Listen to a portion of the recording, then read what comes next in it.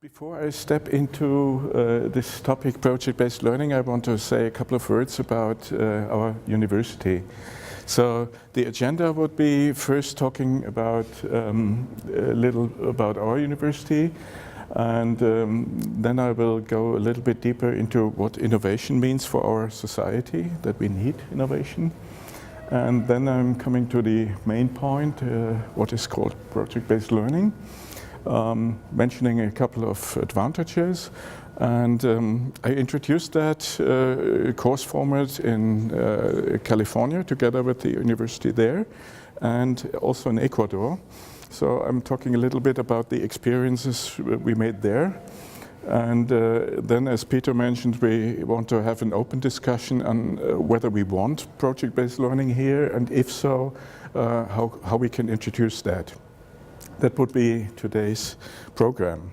So talking a little bit about Munich, my personal background, I'm an engineer, mechanical engineer, and my whole life was dedicated to innovation, to find new products.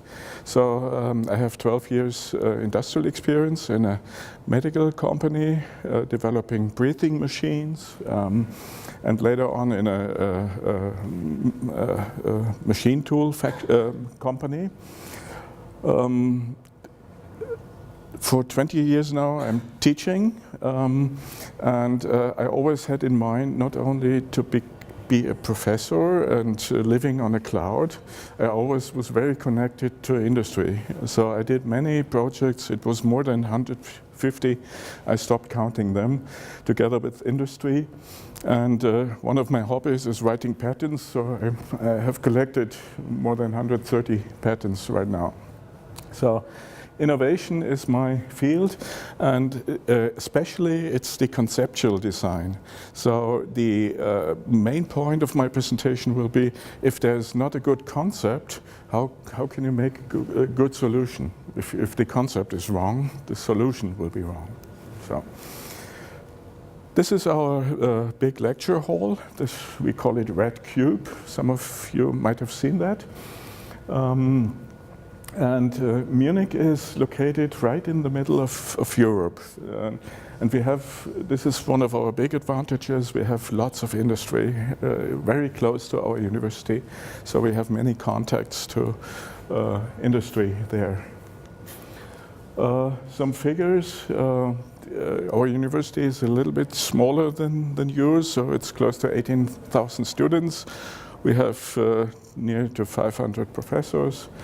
And it's 14 departments we have, and mainly, if you look at this, oh, the projector doesn't give that. This big red part of the cake, this is engineering. So close to 70% of our students are engineering students, and the others is social sciences, industrial design, and so on. We don't have medicine, we don't have philosophy at our university. We are very proud of some rankings where we are number 1 or number 2, as you can see, for example, for entrepreneurship, we're number 1, number 2 in 2013. Number 1 in 2012. In the worldwide ranking for co-publishing, we are number 3. And some nationwide rankings, so we always are number 1, number 2, and we are proud of that. We also encourage, or our president encourages international relationships. So nearly 13% of our students are international students. And what makes it easy, we offer more than 200 courses in English. So incoming students, they don't necessarily have to speak German. They can take those international courses. Talking a little bit about research. Research started not too long ago. Until 15 years ago, we were purely a teaching university. And 15 years ago, research started slowly. So now we have 5 major fields. It's automotive, it's digitization, energy efficiency, products and materials, and socio-economic innovations. Those are the big 5 fields we are in, and close to 100 PhD students. The system is a little bit different from here, because we were forced to join this Bologna process. So we had this nice diploma you still have here, compliments that you have that, and keep it. Because we didn't like this bachelor-master system, which brought us into some severe difficulties. But I don't want to go deeper in that. So let's talk a little bit about innovation. Innovation, I think, is the motto for our society. If there's no innovation, a country comes to stand still. It's also about welfare. If there's innovation, this is a good basis for welfare. And another, maybe self-explaining statement is that innovation is based on creativity. So if there's no creativity, there will be no innovation. And furthermore, we think that innovation and entrepreneurship, they belong together, some kind. So this adds to each other. Another observation, or the social sciences prove that each individual is creative in more or less different ways. So think of you being at home and you have a problem. How can I get this nail into the wall? I don't have a hammer. So you start to become creative. But in a professional environment, it needs a special setup to allow to be creative. This is very important.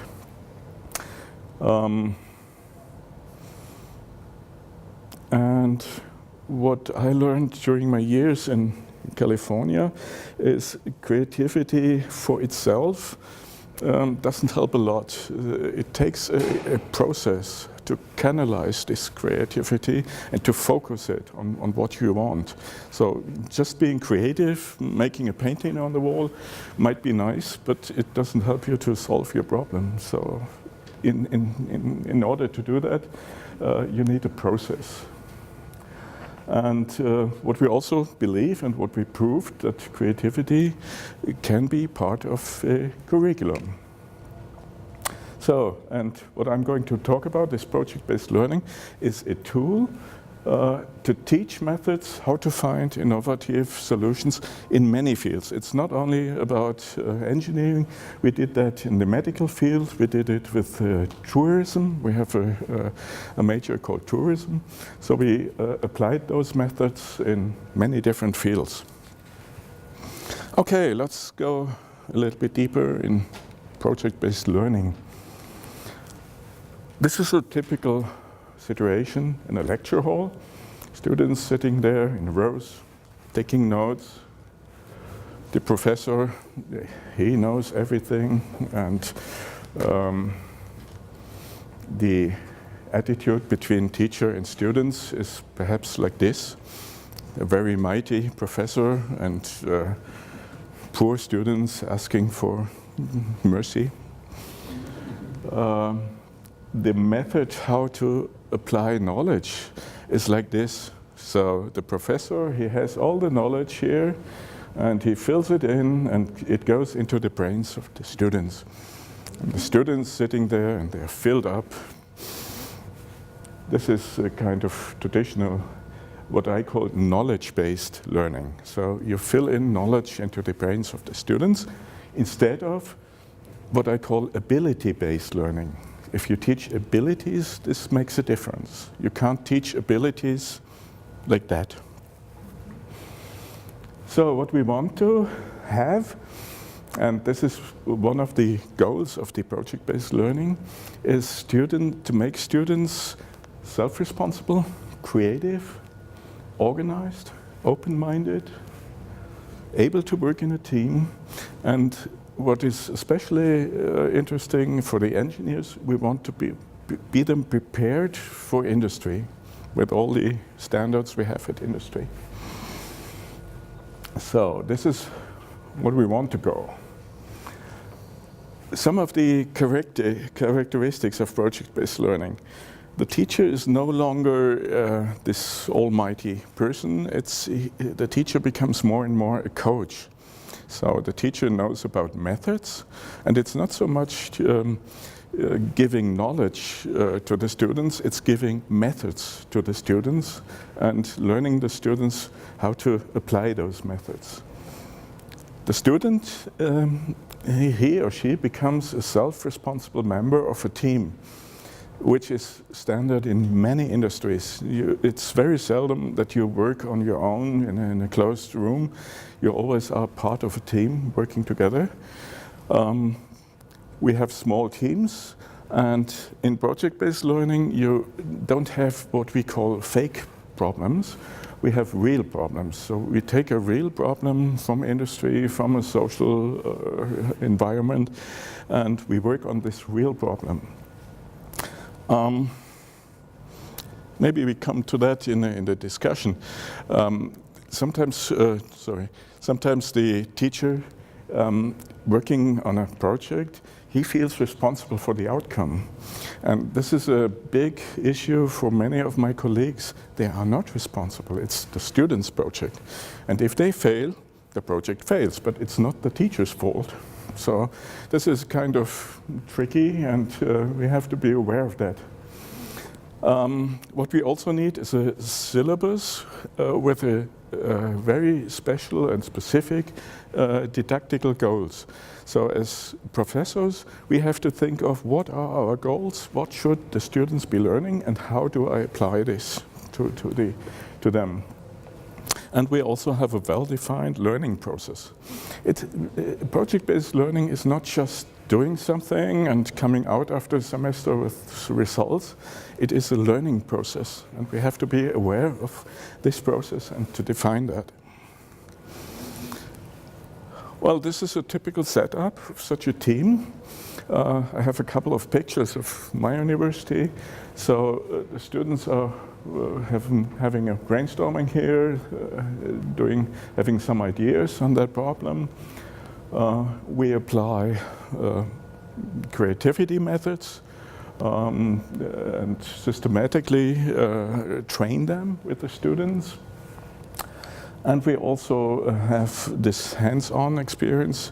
This is a professional reverse engineering project. So they have this drilling machine and they disassemble it and they define each function. They do calculations on the parts and how they are dimensioned in order to find out where are the weak points, what can be improved, and what would I have to observe if I develop a new drilling machine.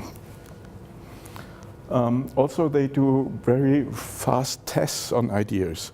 Sometimes, maybe this is a German attitude, they follow ideas and concepts and nobody asks, will that ever work? So for half a year, they work on an idea and nobody knows whether this ever will be working.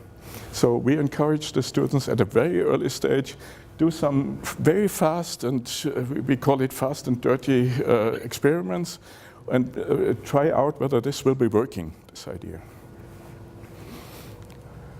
Okay, one very important, for me, very important thing is when you introduce project-based learning, this should be based on professionalism. We don't want to tinker around. We want to have professional tools, professional methods, which are industry standard, and teach that to the students. You can't read that. That yellow here means project. In other universities, they call these projects a keystone project. So the model is that you have all the knowledge in your studies, physics, materials, mechanics, and mathematics. And if you imagine those archbows in a church, you know that this keystone brings together and holds the whole arch. So when I remember doing the first evaluation with students on those projects, many students wrote, this was the course where I learned most in my whole studies.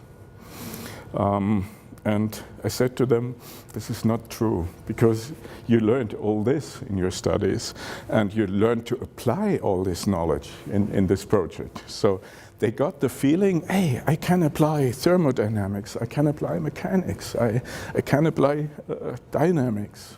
So everything I learned comes together in this project and can be applied. And this is a big experience for the students. To give you an idea, this is a copy of, what was it?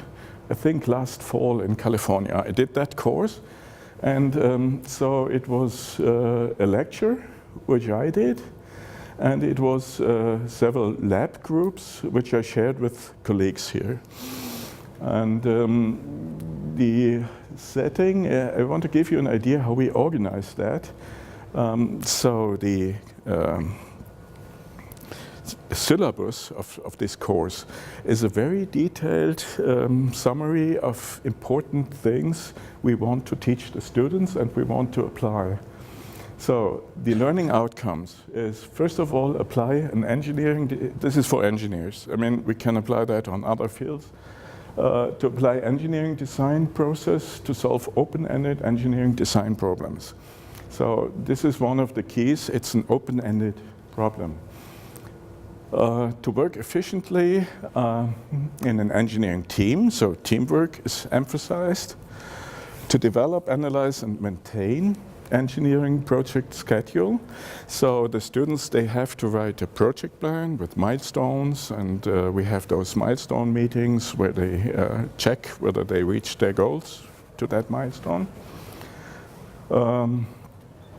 Using quality function deployment, I mean, this is a special tool or other tools in order to evaluate the customer requirements. In last week's lecture who attended that, I introduced some different methods to find out customer needs. To formally define a task. This is often a mistake, that the task is not correctly defined. It is something, but there is no clear definition. To apply creativity techniques. And this is one other idea behind project-based learning, that there's never only one solution. So for all the problems, even in your private life, mostly you think there's only one solution and you try to walk through the wall, but there are many solutions.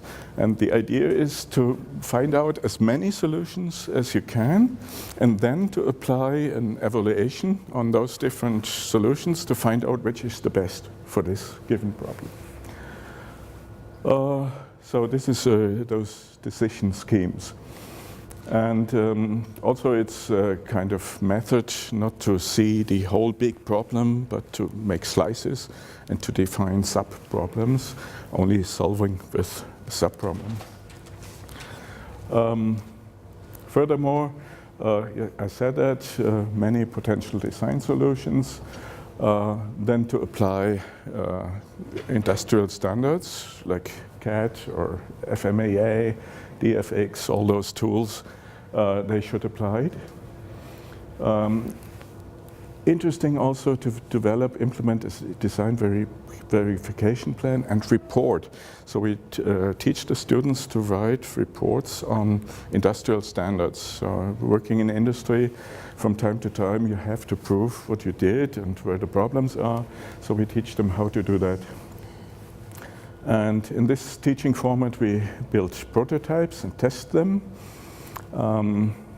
Then again, presenting results is important. Sometimes it's a key factor for having success in industry, how you present your results. And this is, I think, more an American aspect, so responsibilities to society. And the Americans are pretty strong in ethics, engineering ethics. If I look at the Volkswagen diesel scandal, Germany still has potential in this field. So engineering ethics is a field we have to work on in future. So the general process we follow in all those projects is a project plan with basically 4 milestones. Milestone 1 is a clear definition of the problem, which includes customer needs, which includes the environment, which includes many aspects. The second would be to develop a wide variety of possible solutions, and then to evaluate the best solution, which would be milestone 2, where the students present their choice. They say, this is our concept and we want to follow this. Usually we invite our partners for this milestone, so they have what we call a veto right. They can say, you can do anything else but this, because we tried it out, it never will work. So milestone 2, and then in milestone 3 we have the detailed design, calculations, simulations and all this stuff. And then we have at the end of the semester a final presentation, which is usually a big event. So there are like 100 people in a big lecture hall where the students present their results. We also had an expo. So in summer in California we have a big field on campus, and each student team, they get a booth where they can exhibit their results, and it's open to the public. So it's also for the parents, they show up and look what their kids developed, and industry is coming, so it's a big event. This milestone 4. It's not important to read that, the resolution doesn't give it, but we have a schedule for this course, and each week there is a well-defined step on this project. So this is known to the professors and also to the students. So a week-by-week schedule, what are the goals for this week and what are the deliverables? This is the deliverables here. So the student know what to present at the end of the week. Yeah. Talking about that and introducing it, it was my experience in many cases that this means change. So it's, and let's talk about this change. I prepared this table which says, which compares conventional lecture to project-based learning. So if you look at the student in a conventional lecture, the student is recipient, he's sitting there taking notes. He's basically passive, only sometimes questions will be allowed. The student mostly is a single learner, so learning for the exam at the end of the semester, this is the main goal, to pass this exam. And this was an experience when I started. We had those fake projects, and the professor had the master solution in his pocket. And the student, the closer he came to that solution, the better his grade was. So this would be trying to come closest to the master solution. Compared to that, in active learning, the project-based learning, the students will be active, they will be self-responsible and learning by applying professional methods. It's no longer learning by the books, it's learning to apply methods which are introduced during the course. And it's teamwork. Let's look at the professor. In the conventional lecture, the professor is God, knowing everything. And very important, he always knows the solution. And mostly he did this exercise 100 times, so you can say it by heart. In project-based learning, the role of the professor changes. The professor becomes a coach. He does not have a master solution, so when I get in a project from industry, I say to my students, no idea. But what I know is the methods, how to approach this problem. And this is what I can teach you, and then you can go to your project. Okay, the teaching format in conventional lecture, it's a lecture hall, it's a frontal lecture. Only a few questions will be allowed. In project-based learning, you have team meetings. That depends a little bit on the situation. So in Munich, I invite the teams to my office. So I'm sitting with 3 or 4 students in my office and have a professional meeting, which is on an individual appointment. So it's not a fixed date in the timetable, which learns the student to educate them for time management. So maybe this week we have an appointment Tuesday 3 o'clock, and next week it might be Wednesday in the evening. And so those are individual meetings. And to come closer to that, the students have to write invitation for that meeting. So they have to write down, they get half an hour time, no longer. So there's no time for blah blah. So we come to the point, and this invitation, they say, what do we want to talk about? What is the problem we want to deal with? Like in industry, you don't go to a meeting and just eating cookies, drinking coffee. You want to solve a problem. During the meeting, they're taking minutes. So what did we agree on? What are the action items for next week? Who is going to do what, until when? This is a very strict rule, like industry does. Yes, it's a personal atmosphere, so I know my students by name, and they know me. And over the semester, you develop kind of relationship between coach and student. And it is what I love to do is it's an individual coaching for each team. It's not the big class, because many teams, they have different difficulties. So for example, I had a team of 4 students. 3 of them said to me, we want to go for an A, best grade. So we give everything to be best. And the 4th student, he said, oh, doesn't matter. I'm average student, so I don't want to put in so much activity. So we had to deal individually with this team, how to deal with the situation. And finally, the team agreed, okay, this student will get a worse grade, and the other will get a better grade. Yeah. Like in industry, one gets more money, other gets less money. Yeah. So the task to solve. When I started at university, we only had what I call fake problems. So this was not a real problem.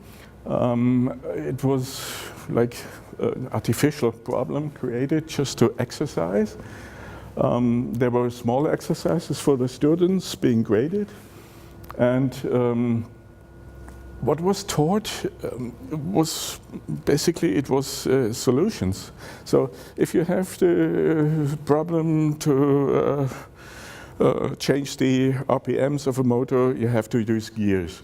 And so, yes, I teach you how to calculate those gears. This was teaching solutions. And looking on project-based learning, first you have a real problem, and it's one mostly complex problem. It's not so simple to deal with, it's complex. And we are teaching methods. We don't teach solutions. We're teaching methods how to get solutions. I want to compare a little bit what I experienced in Cal Poly, that was the university in California where I've been teaching, and what we did in Munich. So in the past, when we started, the situation in Germany was we had no real projects. There was a master solution prepared for that given problem. In California, yes, there were projects, I saw them, but they were focused on results, and there was no process. They just said, here's a problem, find any solution, and I looked up the Spanish word hacer trabajos de bricolaje, is that right? This is tinkering. It was not professional what they did. It was just doing something. And neither in Munich nor in California there were any management tools they were taught. So after introducing project-based learning, the situation now is similar at both universities. So we have real projects from industry and they are paying for. The results are open. We have a learning focus that is focused on structured professional process. So you get a problem and we teach the students how to deal with that problem. The teaching and learning contents is basically those tools and methods and how to apply them. And finally, we found out that our students are much better prepared for industry, having done this course, because they know all those methods. So, looking about the shareholders in this field, we have university, we have students, and we have industry. Those are basically the shareholders when we talk about projects. The advantages, let's start with the university. First of all, this will not happen in the first year. So in the first year, we do some experiment with industry, so we don't charge them. But later, we started charging them. And now we have 3,000 euros for each project, which we charge industry, and it doesn't hurt them at all. So, and I have 15 projects each semester, 30 projects a year, times 3,000, so it's quite a lot of money coming in for university. We can talk later about it, what happens with this money. So we can, of course, a part goes to administration, a part I can spend myself, but I don't have private money out of this. It's university money. So it is reputation. So doing those projects and, for example, advertising that together with industry, it's a good reputation for university, showing what they can do, because mostly we are a closed community, and those projects allow us to spread our results and what we can do.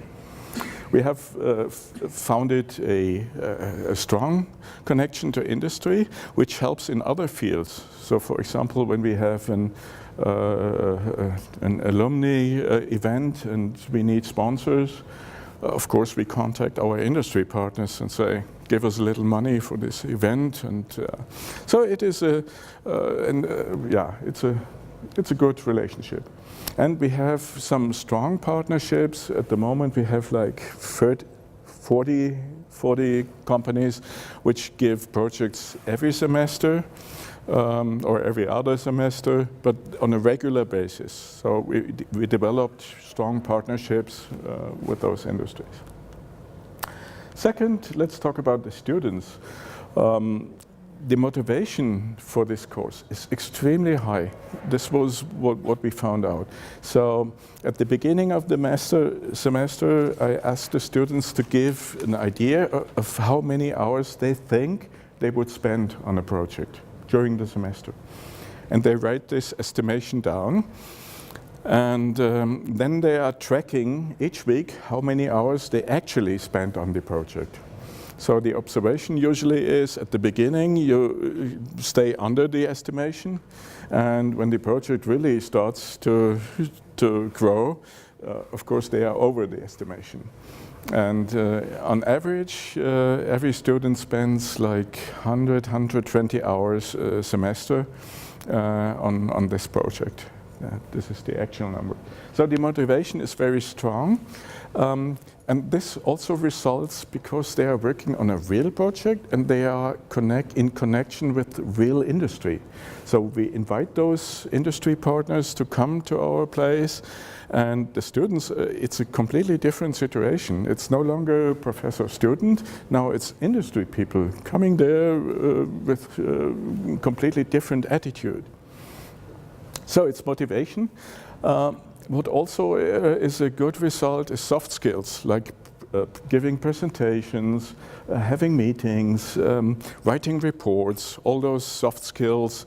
Also English. Many of the projects are in English because we have international industry, so they are forced to write reports, to give presentations in English. Professional management tools. They are very proud that they are taught to use management tools. As students, now you are a manager, and this makes you very proud, and it's very helpful. Better qualification, yes, absolutely. So you're better qualified, and the students, they are really very good prepared to start in industry. The feedback from our HR departments of our industry partners, they say from the first day on we hire those students, they are on their job and they are doing good job. Yeah, and finally it's getting better jobs. This is the motivation for the students. And let's have a look at industry. So industry, sometimes they are working on the same field for decades. They're working on the same field. So they're looking like this on a problem. And if the students, they never have dealt with this problem, they are broad-minded. So they are open for different solutions. And sometimes it happened, a couple of our projects really became products you can buy now. So there are many new solutions for industry, and they like this. And also what industry does, if you have been working in industry, there are always what we call priority B projects. So priority A is always, you have to deal with it, and it's urgent, and there are time stringents. So you never find time to deal with priority B projects, which also are interesting, and maybe interesting for the future of a company. So most companies, they don't give their priority A projects to us because there's a certain risk that the students don't find so good solutions. So what they do is they give priority B projects, and they are dealt to their satisfaction. One very important thing, finding a new employee for a company in Germany costs between 20,000 and 30,000 euros until this person has his first working day. So it's advertising, it's interviews, it's traveling costs, it's all this that adds up to this sum. And here they have a chance to have a very close look on the students. They are working together for half a year, and they know those individuals. And they pick them out and say, hey, I have a job offer for you. So this is a strong motivation for industry. And also industry, they are really proud to work together with university, so they advertise it. So if you go to the homepage of our industry partners, you can find we are cooperating with Munich University. So it is kind of, proudness they have that they cooperate. So as you can see, lots of advantages for all stakeholders. So, what is important for us? There are so many things we should think of. It is thinking about educational aspects. How is the relationship between professors, students? There are some boundary conditions like administration within university, which might be not so happy with project-based learning. Corporate culture aspects, it's difficult sometimes. So if you have a very traditional university, maybe it's difficult to have this change. We have to discuss the course format. How should that take place? Is it individual appointments? Is it a lab session we define? So how could that format look like? Is it for all students? So in Munich, we decided to have Wednesday morning is reserved in all faculties for project work. So, which allows us to have interdisciplinary projects. So if I'm working together with the business administration students, we can have appointments on Wednesday morning because all students have a slot in their timetable reserved for projects. We have to discuss the grading issue. How do we grade that? Because they are no longer exams. So what I do is, what I'm grading is the process. It is not the result. It is each milestone, they get points for each milestone, how they made this milestone. So I can be sure that the process is observed. Financial aspects, how to get industry in, how to deal with that money. So what would not be allowed for the professors is to make personal money out of that. And this is a very stringent thing in our university because we say you can't get money for something you're great for. This is a contradiction. So this money goes into a pot in the university, and maybe in the discussion I can go a little bit deeper on what happens with that money. And we have research aspects. Sometimes the companies, they don't want the results to be published. So how to deal with the intellectual property for the results, this may also be a concern. And there might be other points we have to discuss. So the lecture part of this presentation, this was it, and I want to give you some impulses for the discussion I want to open now. So, do you think there are good reasons to introduce project-based learning here at that university? That would be one point to discuss. A question I often hear, why do we not simply continue as we did? It wasn't so bad, so let's continue. What would be perhaps hard or soft obstacles? Hard obstacles could be law, it could be administration. Soft obstacles could be corporate culture, for example, like people don't like that. I had many colleagues who didn't like project-based learning because they didn't feel comfortable in this situation. They were used to, and I have to tell at this point, one of the conditions to become a professor in our university is 5 years minimum industry experience. So all of my colleagues, they have been to industry, so the fear is not so big to deal with those topics because you know what you're talking about. And if you have been only on the academic track, never been in a company, you don't feel so comfortable with that situation. Yeah? And perhaps we come at the end to a point where we can discuss further steps and how to proceed here. So I would be prepared. Here's my email. So if you want to come into contact with me, don't hesitate, just contact me, shoot me an email, no problem. So yes, I would invite you to discuss. So perhaps first, let's hear the students who are here. What do you think of when you saw this presentation? Do you say, oh, that's nonsense, I don't like that? Or do you think it's good? What's your opinion? Spontaneous.